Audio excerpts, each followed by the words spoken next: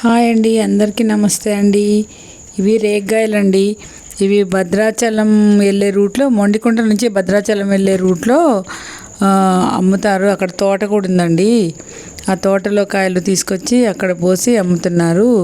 చాలా బాగున్నాయి. గంగరేగ్గాయలు చీమరేగ్గాయలు తెలియదు కానీ లావుగా ఉన్నాయి.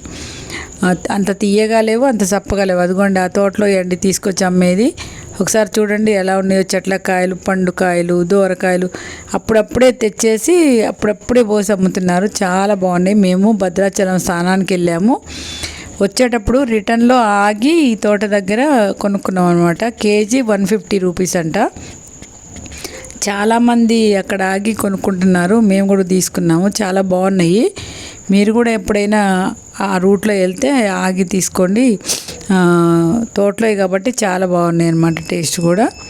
ఎట్లాగో ప్రయాగరాజ్ వెళ్ళలేకపోతున్నామని భద్రాచలం గోదావరిలో ఈరోజు మేము స్నానానికి వెళ్ళి స్నానం చేసి వచ్చినాం అనమాట. వచ్చేటప్పుడు ఆగి ఇక్కడ తీసుకున్నాము. మీరు కూడా ఎవరైనా అటు వెళ్తే తీసుకోండి, బాగున్నాయి.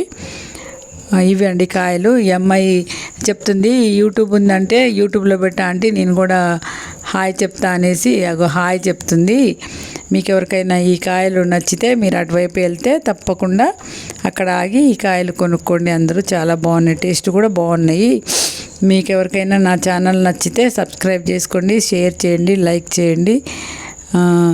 అందరికీ నమస్తే అండి.